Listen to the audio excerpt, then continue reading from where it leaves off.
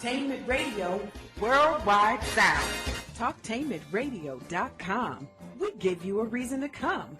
The world's greatest radio. We give you a reason to stay. Radio, the way it should be heard. You got the power. The views and opinions expressed are those of the host and guests and not necessarily those of TalkTainmentRadio.com, 3MR Production, its ownership, management, or staff. We got the power, the power, the power, the power. This is The Compensatory Concept with Mr. Neely Fuller, heard exclusively on TalkTainmentRadio.com, the world's greatest radio. Radio, the way it should be heard. And now, Mr. Neely Fuller. If you do not understand white supremacy, which is racism, what it is and how it works, everything else that you understand will only confuse you. Only confuse you. Only confuse you.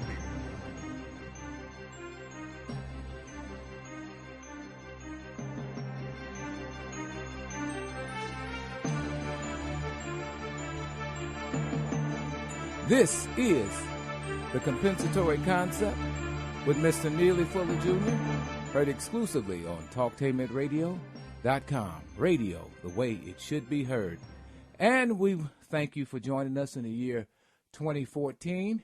And as you know, we're live on Wednesdays at 10 a.m. And we thank all of you who have called in or who have written in and who have sent us letters of support and all those kinds of things. We thank you so much for being a part of the compensatory family. Joining us, of course, at this time is Mr. Neely Fuller Jr. And you can get Mr. Fuller's 2 works, and there might be a third in the pipeline. That sounds exciting. At least you can get his 2 works at www.producejustice.com. That's www.producejustice.com. Now, that's one word, producejustice.com. Mr. Fuller, how are you? And tell us about how to go about getting information from your work. I'm still learning, and you can get the basic textbook and the additional word guide by going to producejustice.com. That's producejustice.com. And what will come up on the screen is a book that has a computer design on the cover. Uh-huh. And that's the basic book. And the subtitle of the book is a textbook workbook for thought, speech, and/or action for victims of racism. And racism is described as white supremacy. Then there's another book that's a counter-racist word guide. In that book is just words. It's not a dictionary, but it's a word guide that shows you the different words that are used in the system of racism, and all in the English language, and some words that should not be used at all. Some words that when people use the words, they don't have clear definitions. So in this book, it gives compensatory definitions, and/or it will direct the reader to ask questions about these words, about how they are being used, because there's a lot of confusion in the language that has to do with the racist system that is very, very, very disturbing and misleads people away from any conclusions that will come up with solutions. We should be directing everything towards solutions to problems. At this late date, this is 2014 now, everything should be about problem solving. Those 2 words, not just rhetoric just for the sake of rhetoric, talking just for the sake of being heard. It should be about what is the solution to every problem that is on this planet, and how do you get there in record time? Uh-huh. Mr. Fuller, this is 2014, some would say, and as we walk around the planet, let's just put on our shoes, you and me, and let's just walk around the planet. Let's just imagine that we've got the power to do that, and we walk all over the planet, every continent, everywhere we go. Let's like you say, like you always said, let's look at the big picture. what would we see in terms of black and white everywhere we would go? If I throw out a so-called area of the world, what would we see in that area of the world, for example? Let's say I throw out India. Would I see in India white supremacy? Would I see it over there, Mr. Fuller? Yes, sir. Okay. You would see it in any place that you went, because that's the only government on the planet. There is no other government. Now, I'm making that statement. That doesn't say because Neely Fuller made that statement that that's true.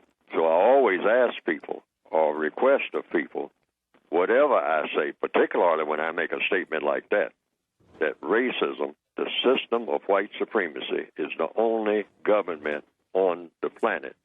All other governments are just words. They are not actual governments. People call them that. People call them countries. People call them systems. They call them by all kinds of names. But the only real government on this planet, as of 2014, here in January, is the system of white supremacy, all right, which is a government that's based on those white people, not all white people, but those white people who have chosen to dominate and mistreat people based on color. They are the government of the entire planet. So anywhere you go on the planet, you will find that government in operation in all 9 areas of activity: economics, education, entertainment, labor, law, politics, religion, sex, and war. It's the most powerful government that the world has ever seen, and the most efficient. So what you're telling me is that wherever, even if it appears that black people are in charge, holding down the office, maybe somewhere in Zimbabwe, in South Africa, in Madagascar, in other spots of the world, or even over in China, you're telling me that even though they sign off all the legislation, make all the decisions, and they say they're the government, that is not correct. Is that what you're saying? I'm saying that's entirely incorrect. The white supremacists are the bottom line people. They have all the other people up front. That's a part of it. That's a part of the refinement stage of white supremacy. Then there will be more. There will be more of this. There will be lots of dressed up non-white people parading in the streets or standing on balconies waving at throngs of people. There'll be lots and lots and lots of that. There'll be more and more, actually into the hundreds of thousands of black people in limousines, waving at crowds from the back windows of limousines, all dressed in fine cloth and all like that. There will be many thousands of those. In fact, it will run into the millions eventually because there are more and more people coming into the planet.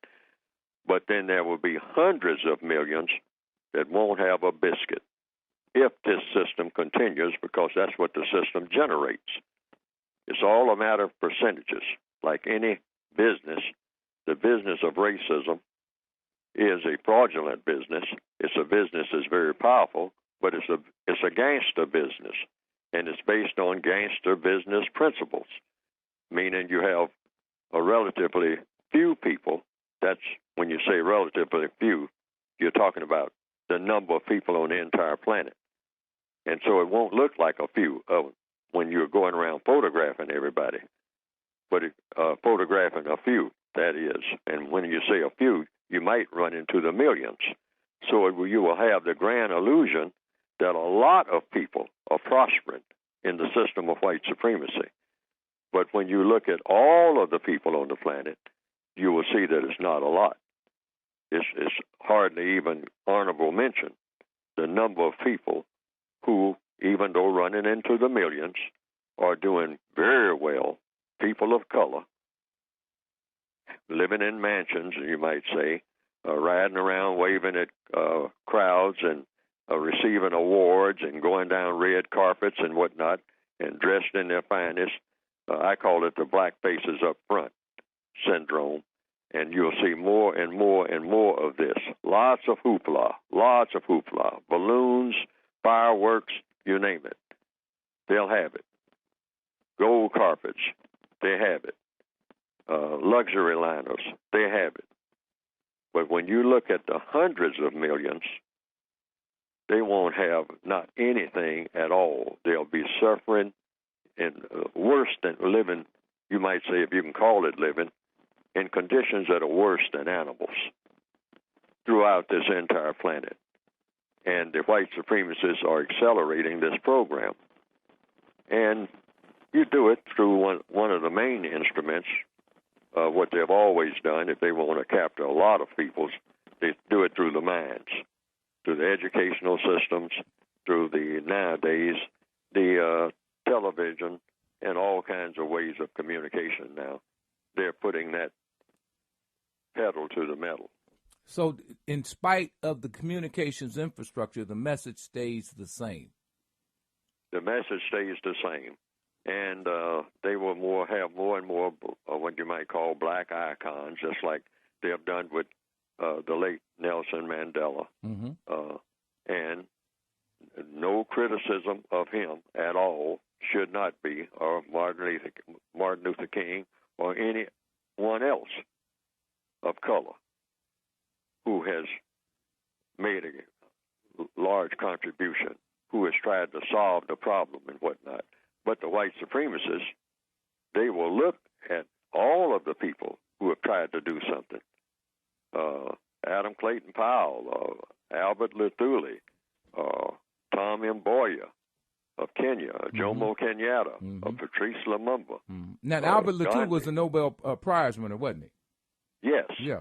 Yes, and a lot of people don't even know who Albert Luthuli is now. Yeah.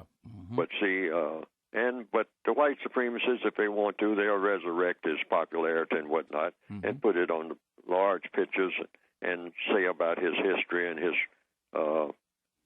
fights to do the correct thing and straighten out, produce justice, as you might say, and eliminate the system of racism and what they call then colonialism, which is just another word for racism. That is significant anyway. But they'll do all of that. They'll do it constantly. They'll do more and more of it. But business as usual will be promise them everything, but give them what they've always had. That's talking about the majority. That is heavy. Mr. Fuller, why? Why this type of system? Why not just go back to the hardcore way of being? Why not just go back to the hardcore end days when you use the Negro word? Why not go back to that day? Why operate like this? Seems like to me this is awful expensive. It creates a lot of confusion, even amongst white people. Why this system, Mr. Fuller?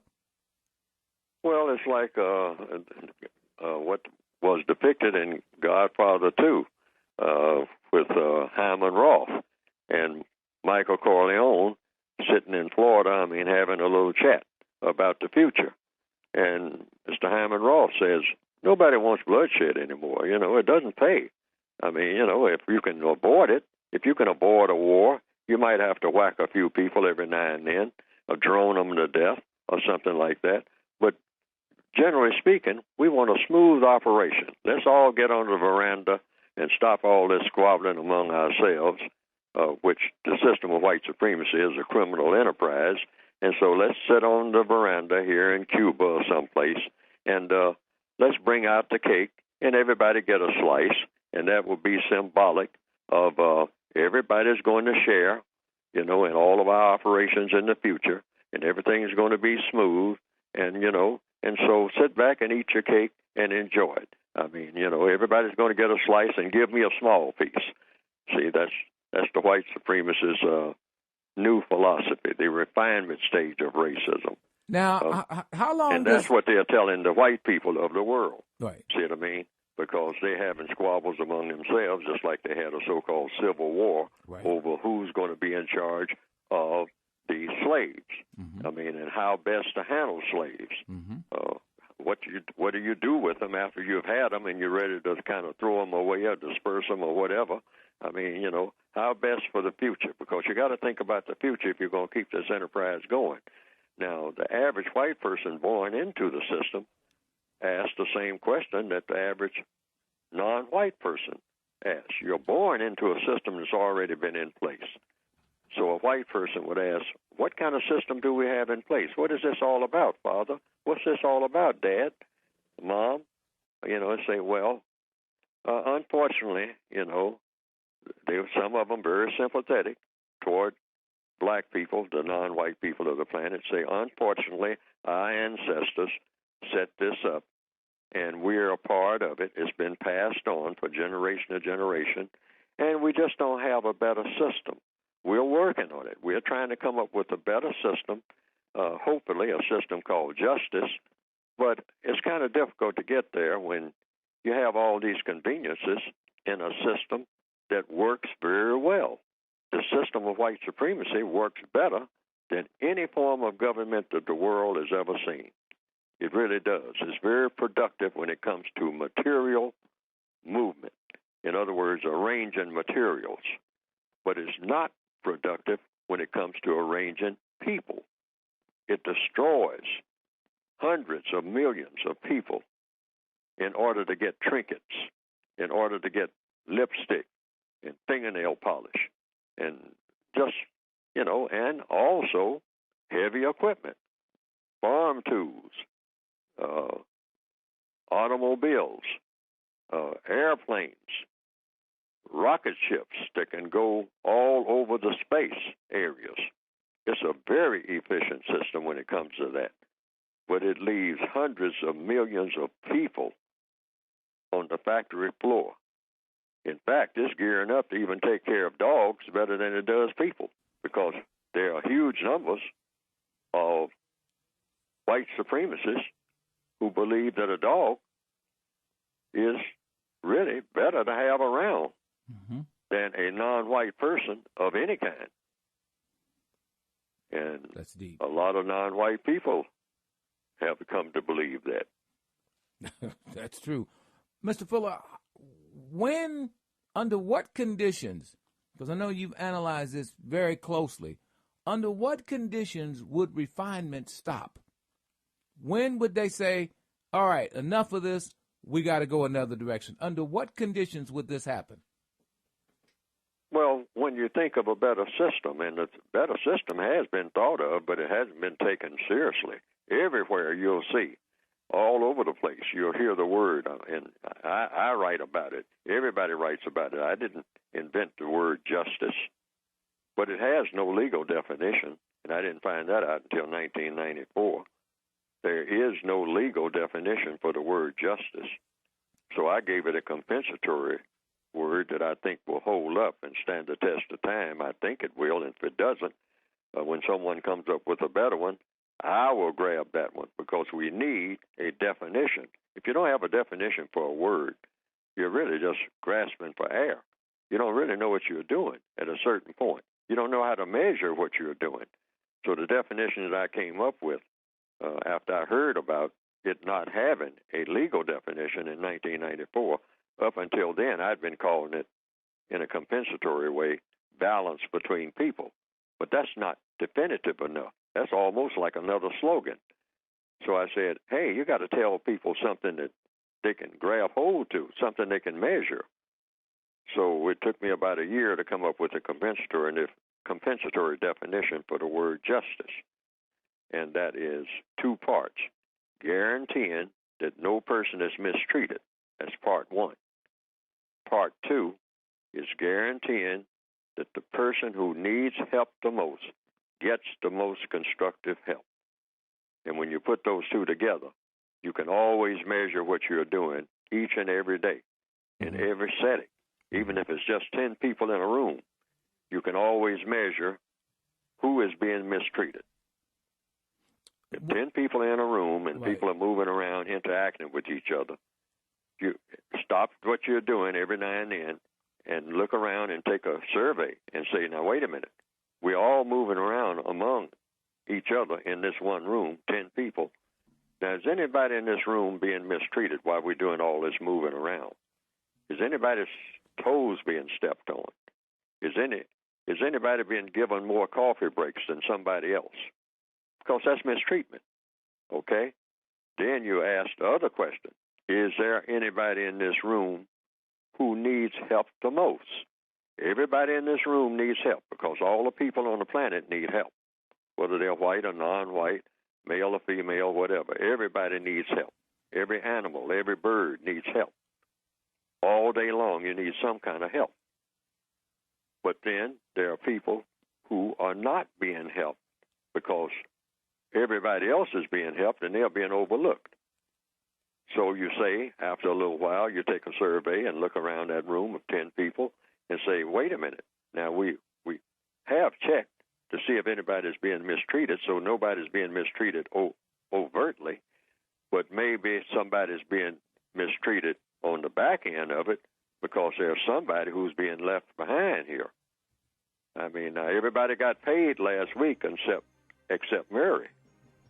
Mary didn't get paid last week. And nobody noticed that but Mary. Nobody but Mary. Yeah, nobody but Mary. So, Mr. yes, Fuller? We got to go back and check with Mary and see if why is it she didn't get paid last week. Mr. Fuller, stay right there. There's more to come.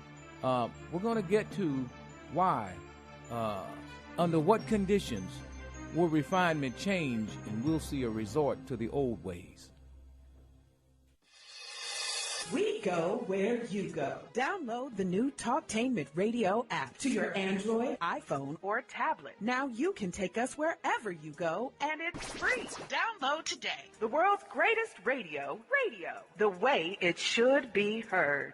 Richard Holt, research chemist, University of Rio Grande in southeastern Ohio, which again, you can see your condition. Richard's Remedy is a multi-purpose cream that works on a variety of skin conditions. I sell it in a 1-ounce container through the internet for $12.95 at richardsremedy.com. All major credit cards accepted. Call 937-607-4259 or go to email info@talktainmentradio.com for a free sample of Richard's Remedy. Hi, this is Bob Fitrakis, editor of the weekly Columbus Free Press. That's right, we're now weekly. If you don't like monopoly news, support your alternative newspaper, the Columbus Free Press. Read it and advertise. Keep the dream alive. The Free Press, bringing you the other side of the news since 1970. Now more than ever. Call us 824-3853. Pick it up at your favorite newsstand. The Columbus Free Press. Keep the dream alive.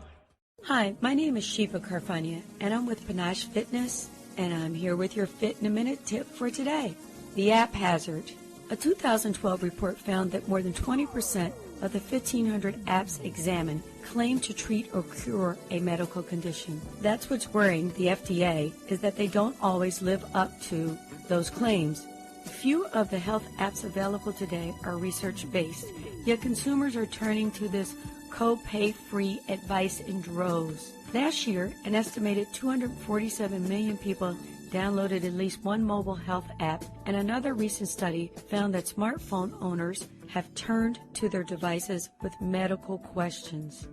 Another study showed that 1 in 10 Americans often use symptom checker apps instead of seeing a doctor because that represents time off from work or they simply don't have medical insurance. Even savvy consumers can be sucked in, and the scary reality is, trusting your health to an app could leave you in worse shape than before you downloaded it. Beware of apps that promise fast or quick results. If it sounds too good, as the old saying goes, it usually is. Apps from well-known health organizations are most likely to have solid medical backing. You can also choose from government apps at app.usa.gov. I'm Shiva Karfania with Panache Fitness, and this was your Fit in a Minute tip. Stay fit. The United Independent Compensatory Code System concept by Neely Fuller is considered as one of the substantial and basic books for understanding and effectively countering racism. Neely Fuller will turn upside down everything you've heard and everything you think you know about racism and how it works. Call area code 202-484-5461. 202-484-5461.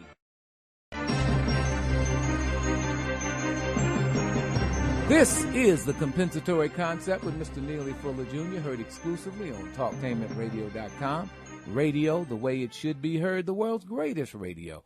Joining me, of course, every Wednesday at this time at 10 p.m. 10 a.m. Eastern Standard Time on Wednesdays, live, is Mr. Neely Fuller, Jr., the author of two of what we call the most definitive works probably ever written on the issue of white supremacy, racism, and its impact upon its victims. Also, Mr. Fuller also does other things with me. I've had him on some of my other shows and for many, many years, and of course we've had him in the city many times. So, I've been working with Mr. Fuller for quite a while, so I'm just glad to have him back with us in the year 2014. Let's go to the line. We have a caller, Mr. Fuller. Caller, you're on the air. Go ahead. Yes, I have a question for Mr. Fuller. Mm-hmm. I've already read his book, and now he's got two books. Which one? The United Independent Compensatory. Compensatory. Yeah. Yeah. Okay, go ahead. Yeah. So, when I speak with black people, and when words don't work, and I'm trying to explain white supremacy, because a lot of black people kind of know about racism and somewhat of white supremacy, but they still really don't want to accept it. And, I talked to them, for the last couple months, and they will acknowledge it, but they always go back to, well, I'm a Christian, we should love each other, or I'm a Muslim. And, words are very important, but it seems like you just can't get through people because, a lot of black people just really don't want to accept the reality of racism. They think we're really free. And, I just give you an example, like when Martin Luther King was assassinated. I mean, he preached nonviolence, and they still shot him, and he never carried a gun or shot anybody. So, just because black people can own guns or whatever, don't make them free because, if you commit a crime or whatever, the law is going to take you to jail. So what I'm saying is, when words don't work with black people and they don't want to accept this white supremacy, do I just avoid them and just do what I got to do? Very good question. Mr. Fuller? No, you don't avoid people in anything that you're doing that's constructive. You interact with people. The question is, how do you interact with people? You interact with people, first of all, from where they are. And you make sure that when you interact with anybody, it's for the most constructive purpose. Now, there's two words to keep in mind: problem solving, because in my opinion, I could be incorrect, but the logic shows that everybody on this planet was put here with the mission of problem solving. Now, a lot of people have decided they're going to use that time to make problems, and that's very unfortunate. But how did I come to the conclusion we're put here to solve problems? That's because we have problems.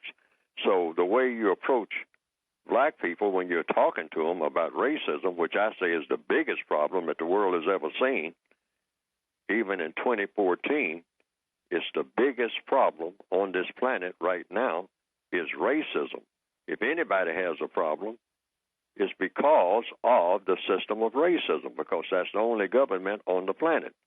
Now, so if a person doesn't want to talk about the biggest problem on the planet that's causing all of their problems, because everybody has problems, all of these people who are saying they don't want to talk about racism, but they'll turn right around and say that they got a problem.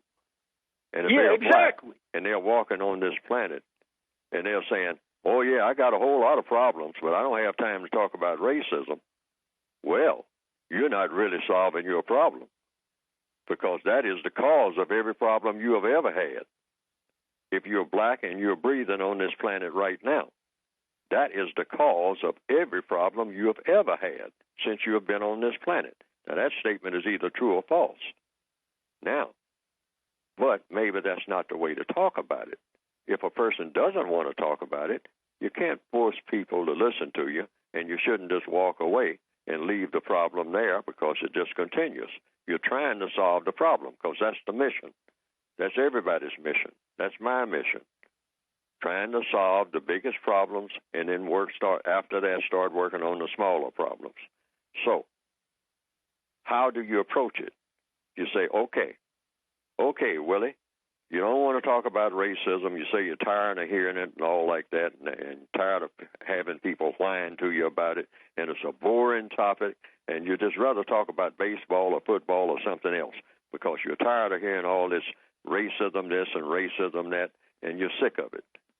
And the person is telling the truth, and they maybe should be, but they still have the problem. So what's the best way to talk about it? You talk about it by talking about whatever that person's problem is. That's the answer. That's the compensatory procedure. I do not mention racism to someone who doesn't want to talk about racism. I don't try to force conversation. I'll say, okay, you don't want to talk about racism. What do you want to talk about? We're standing here now, and you want to talk about something. What do you want to talk about? That's the question. And whatever the person says should be okay with you, because they're going to be talking about something that has to do, sooner or later, with a problem that they're having. And that's going to lead to a discussion about racism, and you wait for them to bring it up. They'll be talking about, well, I got fired off that job, and I got fired off of this job, and I got fired off that other job. Okay, it's question time. Well, why did you get fired? Well, they act like they don't want no black people working over there in that warehouse. I mean, because every time it looks like wait a minute. You told me you didn't want to talk about racism. Didn't you just tell me you did not want to talk about racism? Well, yeah, I told you that, but I mean, that's all that stuff that you're talking. But I'm talking about my job. Wait a minute. What you just said that they didn't want to hire black people over there, or they didn't want black people working over there, and that's how you lost your last job. Didn't you just tell me that, Willie? Now we're getting somewhere. See, wait for them to bring it up, because they're going to bring it up. If you're black and on this planet, you're going to bring up the subject of racism if you're at least a bit sober, unless you're high on something. You're going to bring it up sooner or later because it dominates every move that you make. And you can't run away from it. You're going to have to deal with it.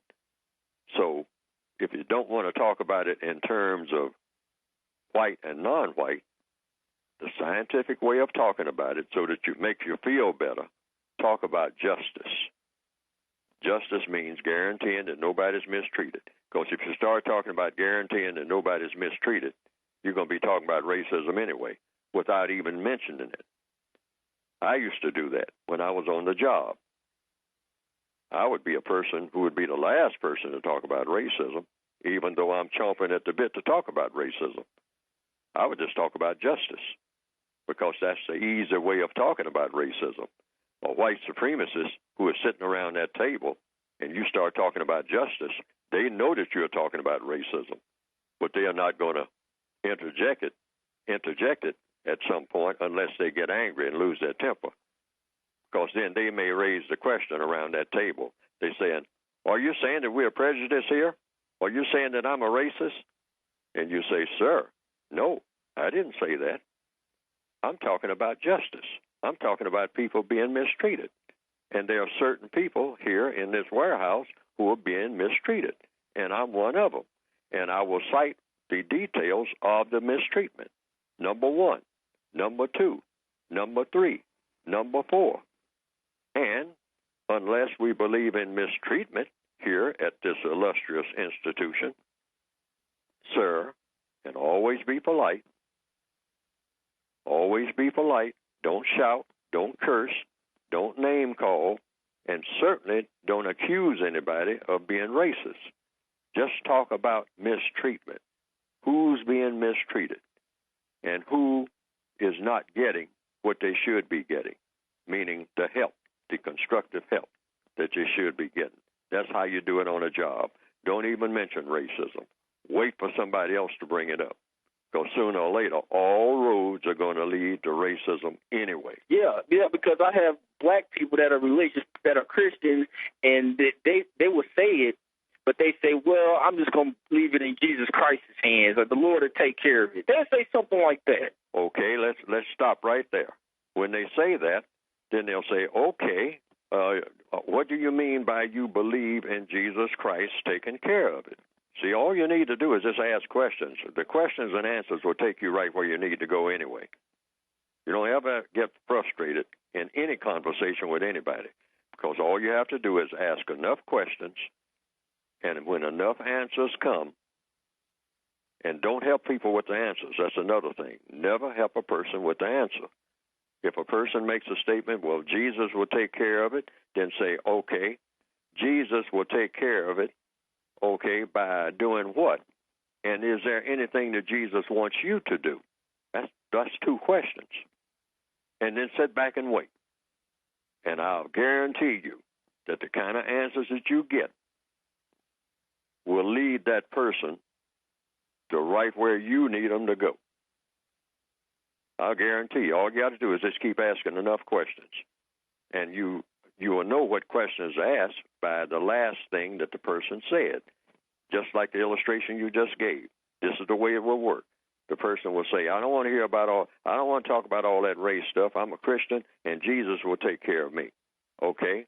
Well, Jesus will take care of you in order for you to do what? Now, that's a question. Why is Jesus taking care of you? And what does Jesus want you to do while you're being taken care of? Is there anything Jesus wants you to do? And don't leap into the answer with them. Don't help them with the answer. Let them give you the exact answer of about what Jesus wants them to do. And just wait. Oh. And then when they answer that question, then ask another question.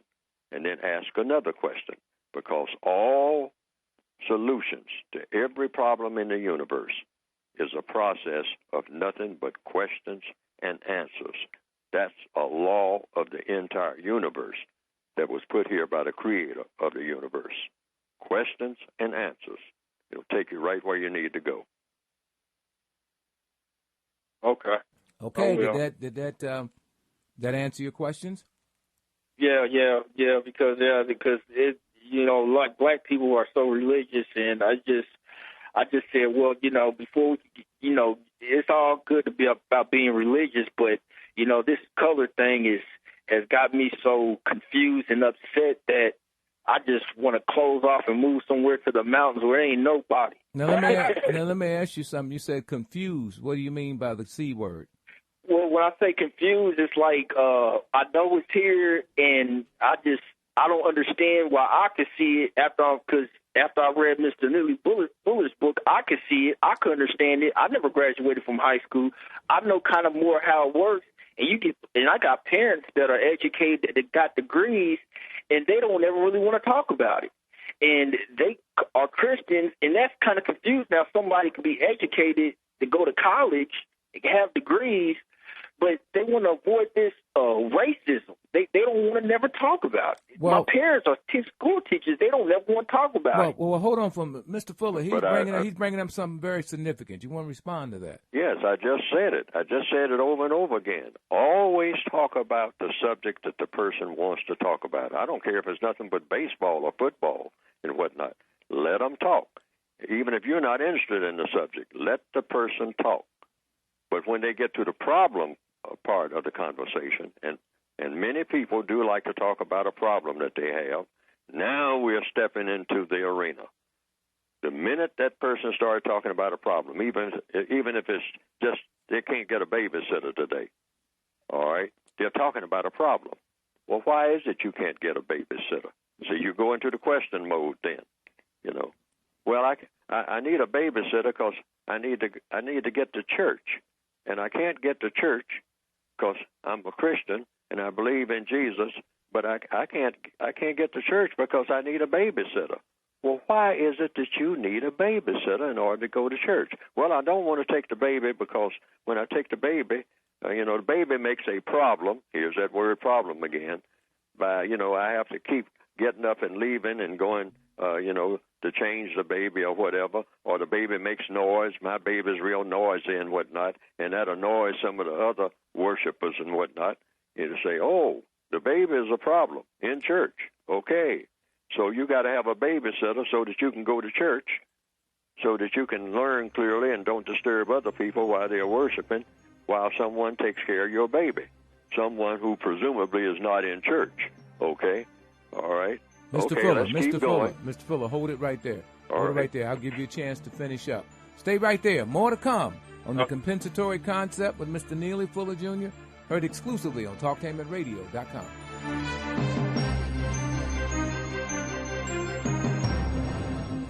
Hi, this is Bob Fitrakis, editor of the weekly Columbus Free Press. That's right, we're now weekly. If you don't like monopoly news, support your alternative newspaper, the Columbus Free Press.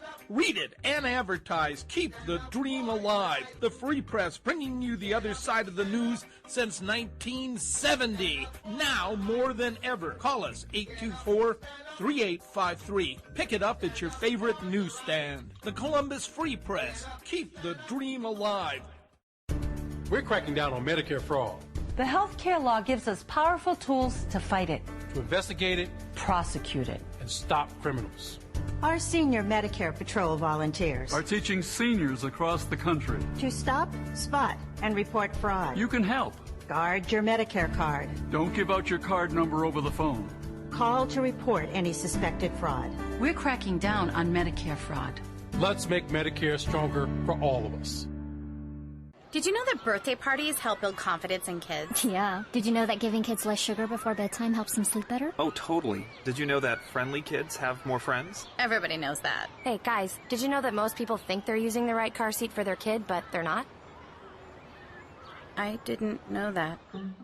Parents who really know it all know for sure that their child is in the right car seat at the right age and size. Visit safercar.gov/the right seat to make sure your child is protected. Brought to you by the National Highway Traffic Safety Administration and the Ad Council. The United Independent Compensatory Code System concept by Neely Fuller is considered as one of the substantial and basic books for understanding and effectively countering racism. Neely Fuller will turn upside down everything you've heard and everything you think you know about racism and how it works. Call area code 202-484-5461. 202-484-5461.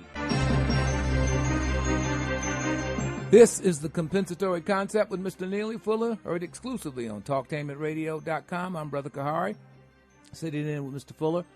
If you want to get Mr. Fuller's newest shows, you can go to TalkTainmentRadio.com, and you can plug right in to programs and then go to Mr. Fuller, and then you can get the podcast. Mr. Fuller has several podcasts there, which you can download and listen to. Also, tonight, you can hear a replay. I believe the replays are at 3 p.m. today and 10 p.m. tonight, 3 p.m. Eastern Standard Time and 10 p.m. Eastern Standard Time. So you can hear this show, if you don't catch it live, you can hear it today at 3 and at 10 exclusively on TalkTainmentRadio.com. Mr. Fuller, I believe we're joined by another caller. Caller, are you there? Third caller. Yes, hello? Okay, hold on. I'm talking to the caller who has not had a chance to speak yet. Okay. Okay, is that you? No, I've already spoken, but okay. I was just holding on. Okay, Mr. Fuller, go ahead. Yes, and I'm going to get back to fleshing out that illustration I was given. It's kind of a long illustration. I'm making it up as I go along, but I'm just giving you how this will work, so you can just do it naturally. You can just say, okay, you can't get a babysitter. That's what the lady said. She wants to go to church, but she can't go to church because she doesn't have a babysitter. Well, why is it you don't have a babysitter? I don't make enough money. Why is it you don't make enough money? Because of that job that I have. It doesn't pay enough. Why is it doesn't pay enough? That job that you have. Well, they say that I didn't get enough education and whatnot. Why is it you didn't get enough education? Well, that school that I tried to go to, they wouldn't. I couldn't go to the school that I needed to go to get the education, and the school that I went to, I mean, it was substandard, and I was always looking, where I could go to a better school, but I wasn't in a neighborhood where I could learn anything that I could use, and I wound up on a job that didn't pay much money, and by me not getting paid much money, I couldn't get enough money to pay a babysitter, and now I can't go to church. Okay. Now, what's wrong with that school that you were in? Well, the children are always fighting and shooting and whatnot, and they got chains on every door. You can hardly even get into school to get educated on account of all the dope dope dealers and whatnot that are around. Well, why do you have dope dealers around there? Well, they say that it's a bad neighborhood. Well, why is it a bad neighborhood? Well, it's because all of the white folks that used to be there, they moved away into a better neighborhood, and I've been trying to get in that neighborhood, but I can't get in that neighborhood. Oh, white folks. Oh, is that what you're talking about? Well, now, what did Jesus tell you to do about that? Maybe he talked to Martin Luther King, because Martin Luther King was a Christian, and he said that maybe just being in the church, talking about what Jesus used to do, maybe Jesus got some things for you to do, like straighten out your baby situation. Okay? Maybe. Have you ever thought of that? That's a question. Have you ever thought Martin Luther King, who you say you like to learn about, you went to Washington, D.C. and looked at his stature, but now when it comes to doing something, what did he do? He was a Christian. In fact, the person who you said was the real Christian, Jesus himself. I understand that he walked off the job. Did he or didn't he? His father was in the carpenter business, not in the preaching business, but I understand that Jesus didn't like some of the things that was going on, and he went down into the villages. He even had some fishermen walk off the job. I don't think the fisherman supervisor liked that, and said, follow me, lay down your nets. I know a little bit about what you're talking about, but you're talking about a person who did things. And maybe that person that you're talking about, who you want to follow, maybe you ought to think about where he went if you're going to follow it, and what he did that's worth following. Maybe. Or am I misinformed? Gotcha. These are questions. Gotcha. So you ask the person. Just ask the person just a question. Always go with what they're talking about and see where it leads. Okay. Mr. Fuller, we've got a third caller who just called, a second caller who just called and is on the line. Caller, are you there? You have a question for Mr. Fuller? Yes, I do. Go ahead. Yes, I'm hearing Caucasians on various talk radio shows speak about the degeneration of society today and admit that many wrongs were done to blacks in the past, and that was just a beta test to do this to all people today. And now there are just different classes of people, elitists and globalists, who are above the law and above everyone else. They're very individualistic and selfish and evil. These Caucasians now want blacks to join their ranks to address problems that affect all people now that Caucasians feel affected by elitists and globalists.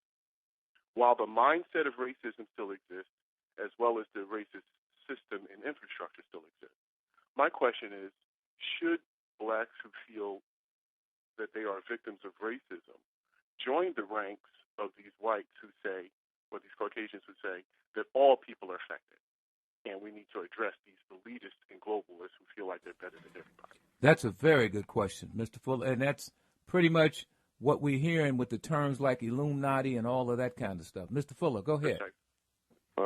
Should black people join? See, I want to be very specific on what that question was. Should black people join with white people to do what? To address the wrongs that are being done to all people by these elitists and globalists.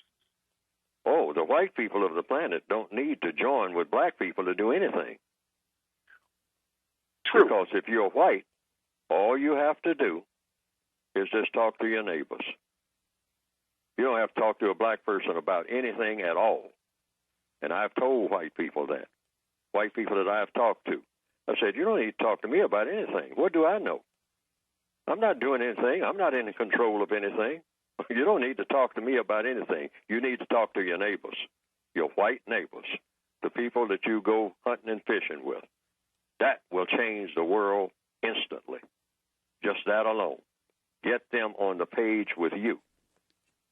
And when I wake up in the morning, all problems are solved because you will have solved them yesterday talking to your fishing buddies.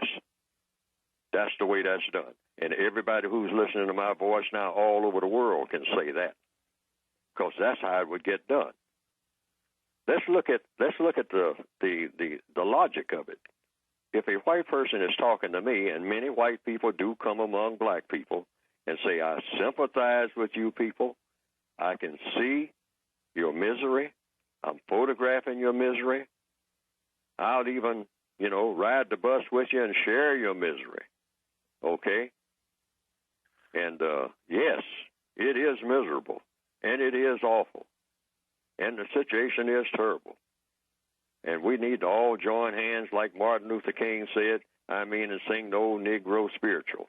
And I'll come into your church and help you do that. But no, that's one way of doing it, but that's the long way around. Because after you get through talking to me for 40 days and 40 nights, or 40 years, or 400 years, or whatever the number is, you still got to go and talk to your next door neighbor who is right over there with you, the people right there in your house you can start with if you're white. That's the way out of that. See, the white supremacists, they always do a little safari and come among black people and hand out a few cases of medicine, and everybody at the end of the day in the African sunset, they hold hands. And the white lady runs out, in her jungle gym uniform, and holds hands with black people and say, oh, I sympathize with you. Oh, let's all pray together that this world will change. And then get on that plane and fly right back to that mansion somewhere in the hills of Arizona and have cups of tea and talk about the great things that they did during the summer, helping the people who are downtrodden in Uganda. Enough already. Don't go anywhere. Talk to the people who are right there pushing the buttons on Wall Street deals. And they're all white. Talk to them. Talk to the people in the big buildings in London and Paris. One white person talking to another. Hey, let's figure out a way to stop this system that we have of racism. Let's get out of the business of racism and get into the business of justice. How about that? Let's get serious about it and stop giving it lip service and stop these charity movements all over the world where we go and sing songs and pray and kneel down with black people in the mud for a few months and then brush ourselves off and disappear. Let's stop this. Let's stop this charade. Let's stop this hypocrisy, because that's what we're doing. We're just making ourselves feel good, and we're not helping at all. We need to put these people right where they need to be, and that is on an even playing field with us, and then stop playing, really, and start working toward producing the type of world that we're supposed to have and become universal men and universal women. Mr. Fuller, let me give him a chance to react to what you said. Caller, go ahead. So all victims of racism can do is tell them to go and talk to their own Caucasian neighbors. I get from that all victims of racism can do is compensate and deal with racism. The actual problem will be solved by the Caucasians who look like racists. Is that true? Is that the only way it'll be solved? Yes, anytime you talk to a white person, you should be talking about problem solving. In fact, anytime you talk to a black person, and that's going to be painful for black people because black people like to talk nonsense, okay? But if we just did that much, we will be showing what you might call, quote, unquote, good faith in being serious about something that is serious, all the things we're whining about. Suppose every black person, when they had a conversation, said, let's talk about something that has to do with problem solving, how to solve problems. Otherwise, let's not talk about anything at all. How about that? as the new black culture worldwide. Every conversation is going to be about solving a problem. Questions and answers about how to go about solving a problem. Every conversation, without exception. Otherwise, we'll sit there in silence. Caller, I get the impression you're trying to figure out what should you do in those situations. Am I correct? Or what should black folks do? You know, should we join on? Should we step back with suspicion? Should we, what language do we use to deal with this? I think that's where you're going. Am I correct? You're correct. Okay. All right, Mr. Fuller. He's trying to figure out, because obviously he's talked to people, he's approached people, have approached him, and I see it going on also. You got certain people on the internet who are saying that they are fighting against the global elite. These are the new words they're using. The global elites, the tyranny of the of the banksters. I mean, you hear all of that language coming out from these folk. I know exactly. I don't need to call any names, but I know who you're talking about. I know some of the ones. And what you're saying is that, is this another ploy to mislead non-white people while at the same time maintaining white supremacy? Mr. Fuller. It could be. And then on the other hand, it may not be. There are a lot of white people who are absolutely sincere, but I'm talking about process. See, I'm not just talking about rhetoric. I'm not talking about showcasing. I'm talking about the actual process. I have been in the company of many white people who claim that they are definitely against racism. I stood right next to them. I've sat next to them on podiums and whatnot, and I've never said a word to them. Why? Because what can I teach them? I can't teach them anything about racism. White people know about racism. They don't need to be educated by me. They need to talk to the people who are practicing racism, whom they went to school with, joined fraternities with, or in the sororities with, work with every day. These are the people that help them get jobs and make the N-word jokes all day long. Talk to them. I'm talking to the white people of the world now. Talk to them and show them the error of their ways. Not only that, while you're doing it, show them the error of your ways, because you're part of the system too. We all are. And then talk about what to do about it. And this thing will be over in record time. But like I said, let's look at it in a practical sense. When that white person, and I'm talking to the caller now, comes to talk to you, what does that white person want you to do? Just ask them that. I mean, you're trying to get a job probably, and they're telling you what you can do about the race problem and then walk off? Or they are asking you what to do about it? Well, if they ask you, you just tell them what I'm telling you. Go and talk to the people you just left, sir, ma'am. The people you just left that cocktail party with. Go and talk to them. Go right back and talk to them. You just left the cocktail party and came over here to talk to me about ending racism. Go back to the cocktail party that I couldn't get in. I couldn't get in the cocktail party. Go back to them and tell them what you're telling me. And then when you make another trip down here, you'll be telling me of the success that I'm now going to enjoy, because you took care of business going to that cocktail party and taking over the discussion.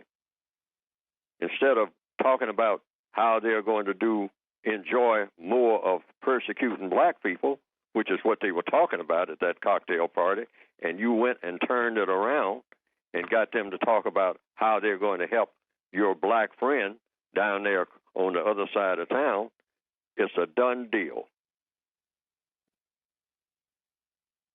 Okay, caller? Yes. Did that answer it?